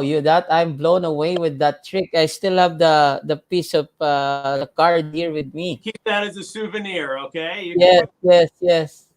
Oh wow. Okay, guys. Magic is money. Magic is just flat out straight money behind the bar. Go online and buy yourself a magic trick. They come with instructions. You read the instructions and you practice it, and then you go buy another trick, and you keep working it into what you do behind the bar, and eventually you'll be doing just enough magic and the money will be rolling in. It's awesome. So All right. So with that, Dean, any final message for our aspiring bartenders and all our viewers? sure. Compete as much as you can. If you can't find a place to compete, create a place to compete for other bartenders, like Richie did, like I did in the past. I loved competition so much, I went and created my own bartending competitions because there were none. Competition is so vital for bartenders, not because it becomes a battle, but because it becomes a exchange of ideas, an exchange of information. And it's not so much that you're competing, but you're having judges reward someone for their creativity. And you're getting together to be creative. So find competition. And from the inside, having been on this industry or in this industry for so long, learn how to use PowerPoint and Excel and all kinds of the other programs around the computer. Because when you finally do get requested to move into a corporate setting and start representing brands, you're going to need to know how to write letters and correspond and then create documents and then create things. I know I'm probably talking to millennials that are like, yeah, I learned that in grade school, Dean, shut up. But super important to learn how to work in a corporate environment and how to work with people. It's not just coming into the bar every day and doing a couple of shots and hanging out with the waitresses at the service station. It's so much more than that. So prepare yourself for the future by learning many things. And last but not least, have many mentors. If you like how I make a drink, go watch how Jeffrey Morgenthaler makes a drink. Could be very, very different. We might be making the exact same drink. Watch Richie make a drink. Watch everybody and have many mentors, learn from many, and then create your own way of doing things behind the bar. Have fun and create friendships and connect with the person on the other side of the bar. That's really what our job is to tend to the bar, which is the people on the other side of it. Entertain them, and they'll follow you everywhere you go, and then you can take your career anywhere you want to take it. So that's my final words. Well said. Thank you very much, Mr. Mad Mixologist. So can you promote the things going on with you, Instagram, Sure, yeah. website? John Sewell, he himself has a wonderful career in the industry, Australian dude who's now in British Columbia. And we're taking Mad Mixologist and we're rebranding it to Dean Serneels. I will be doing my own live show, possibly Sunday nights. Haven't quite locked that in. It will be called On Air with Dean Serneels. And I will be bringing guests on. One of my focuses when I bring other famous bartenders, perhaps like yourself, on, is to have you share something with the audience. I want you to teach the bartenders that are watching something. It's great to hear your life story and whatnot, but I want you to leave something behind that the bartenders can take home and make some money with. We're going to have bar trivia and questions, and I'll do some magic tricks and show you some of my own techniques behind the bar and share just everything I've got. And then more of my travel videos as I get the opportunity to travel with ABM and Finance Call Royale. I like to document where I go and some of the cool bars I find. And those will all be on there. So YouTube will be the main hub. DeanSerneels.com will be kind of the home base once we get that relaunched. So the data on there right now, or the material on there right now, is a little dated. But we're coming back with a whole new game plan for 2021 and lots of exciting things happening. So there you go. Very much. Thanks for the easy plug. But I look forward to everybody. Reach out to me and feel free to leave me comments. I'd love to be part of the conversation and chat with anybody out there. So thank you. Thank you for the opportunity. Yeah. And great platform here. This drinking sessions, the Toma Sessions. Toma Sessions. Fun. I've watched some of your other conversations with Tobin Ellis and Jeffrey Morgenthaler. And Thank you. Really cool insights to both those guys. So thank you. Thank you. By the way, before we part, I'm teaching you a hashtag that I've been saying to some of the guests. It's called Tagay hanggang mamatay. Let me grab a piece of paper. Okay. Actually, put it in the comments down here. Put the hashtag in the comments. So okay. How's that? Tagay.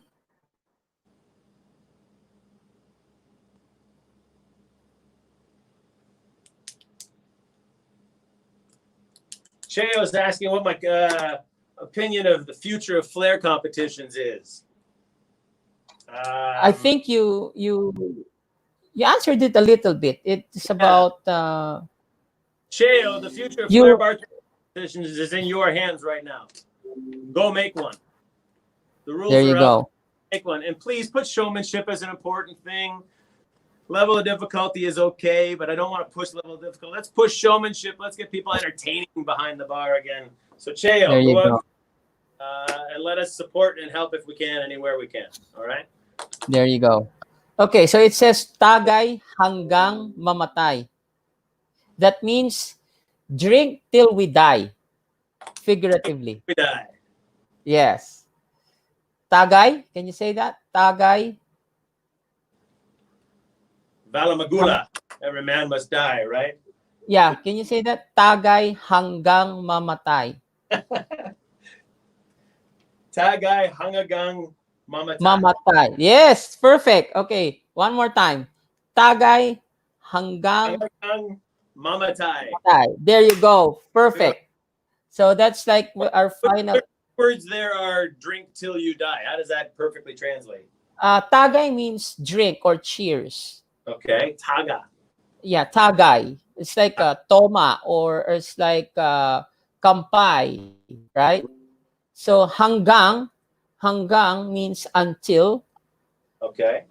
and then mamatay is when we die Gotcha. or like Back. till death. Yeah. So it's just like it's like live and die bartending. So basically, it's the passion that will let us, live or die with our last breath. It's Good. something like that to that effect. That's a hashtag then, right? Yes, yes. All right. I will start adding that hashtag to everything I do. There you go. Tagay hanggang mamatay. All right. So with that, again, thank you very much, Dean. It's an honor, an absolute honor, an absolute pleasure chatting with you finally. The inventor of the flair bottle, the portable bar, the floating shaker, and of course now the director of food and beverage. All right. By the way, after you leave the chat room, I will try to share the video of Angelo, so it's Oh, still gonna be in the broadcast. very fun video. I'm sorry we couldn't throw it through right now, but Yeah, great I'm video. gonna. Hard Rock Cafe. I think he's in Peru right now, but he's definitely out of South America. Great collection of South American bartenders and a few others, and me in there. I got a little cameo, so Yeah, it's a really we're fun gonna. video. And Yeah, I'm I'm going gonna. to repost video on my YouTube channel as well. So Dean Serneels on YouTube. I'll be reposting this conversation there myself. So There you go, Allison. Also, thank you. Pleasure meeting you in the chat group, and keep safe. All thank right, you. Thanks for following along, everybody. all We'll see right. you next time. We'll see you in the funny pages, as I like to say. Stay Okay. in touch. Stay in touch. We'll do another one. All right. Cheers. Thank you. Thanks, Richie. Have a Okay. good Bye bye. night. Have a good one.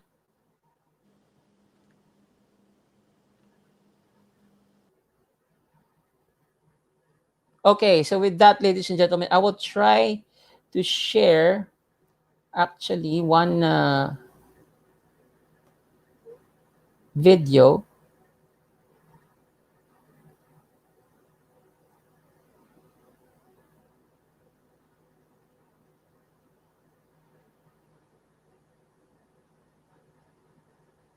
Okay, so I really want to share this video of Dean.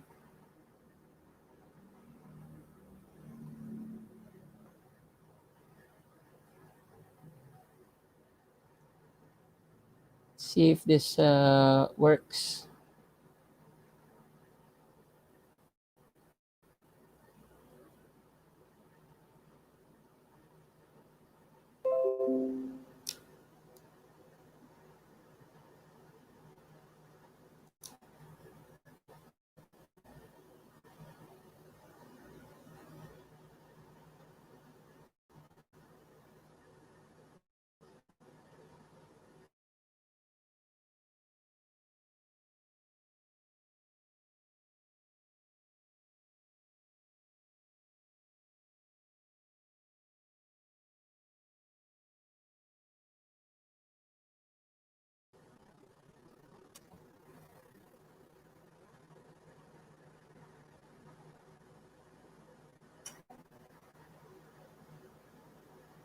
Okay, there's it. There it is.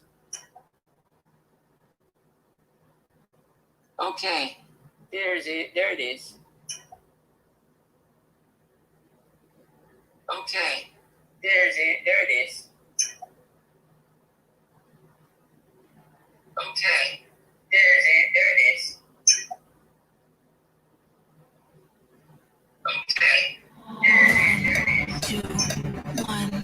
two, don't stop, on fire. One, two, one, two. I love you. No. One, two, one, two. Don't stop. On fire. One, two, one, two. Love you.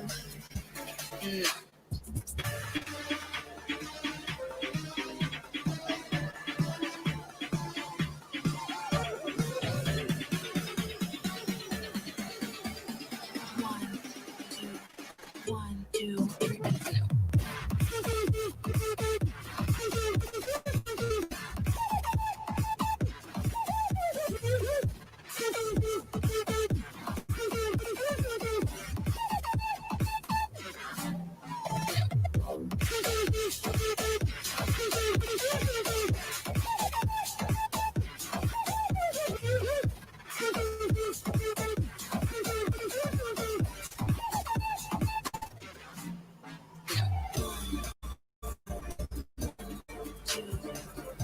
Don't stop. I'm on fire. One, two, one, two. I love you. One, two,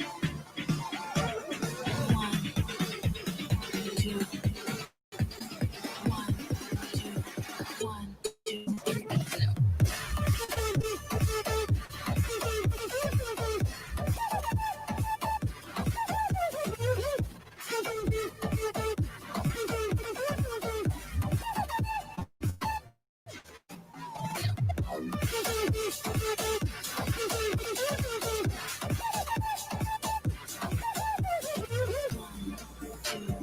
One, two, don't stop. I'm on fire. One, two, one, two. I love you. One,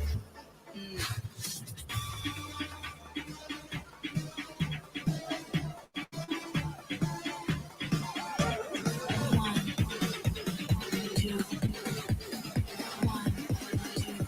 one, two, three.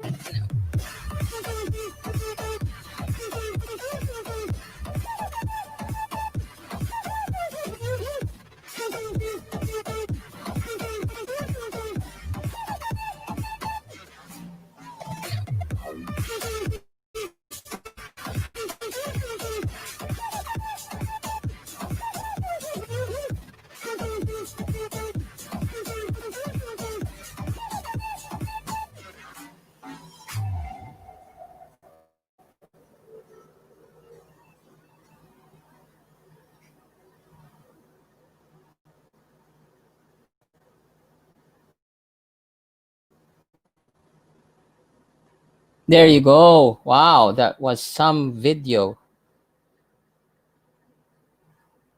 All right. So there you have it, ladies and gentlemen. Let me just go back to the screen. Okay, so well, we're actually figuring this out. Me personally, I'm figuring this out. It's my first time to do uh, a live stream in YouTube. But don't worry, uh, we will figure this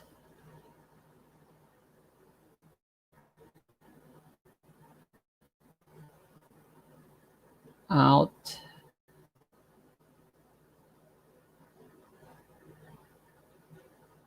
Okay, there you go. So yeah, guys, thank you very much for tuning in. So it was an absolute uh, pleasure to meet the guy, to meet the man that was actually responsible for those stuff behind the bar. So thank you very much for watching. Actually, I'm going to stream this in Instagram also. And next week, please stay tuned, or please watch also, because next week we're gonna have another legend, and we'll reveal that by Sunday. So with that, I wanna stream with you this last video.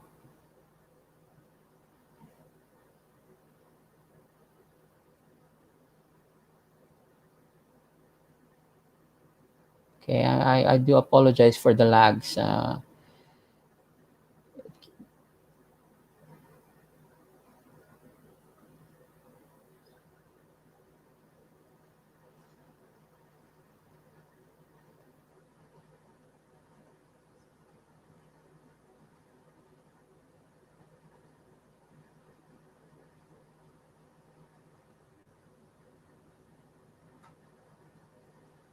There.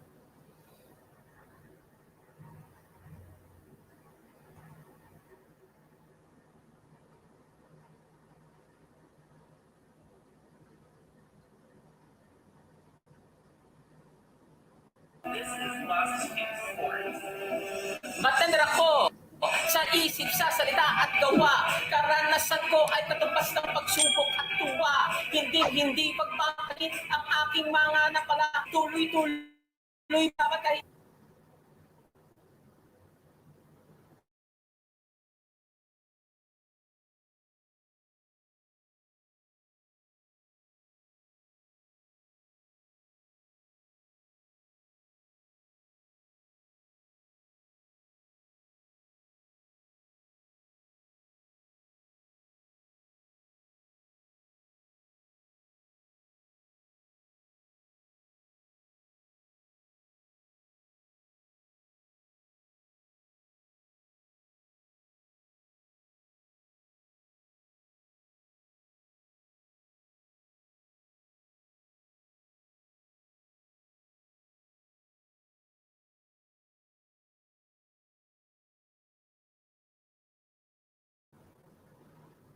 Okay.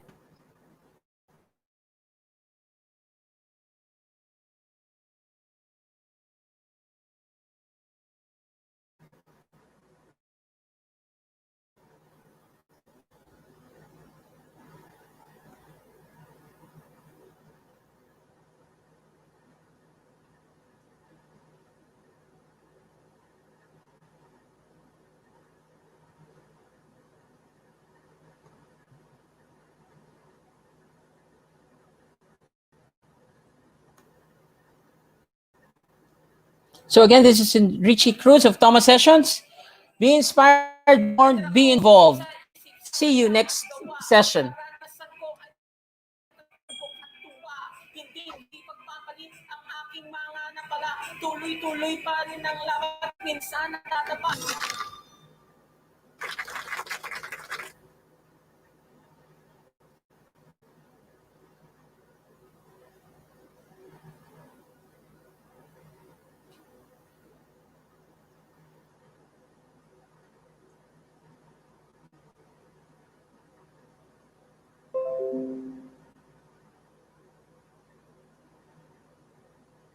Good night.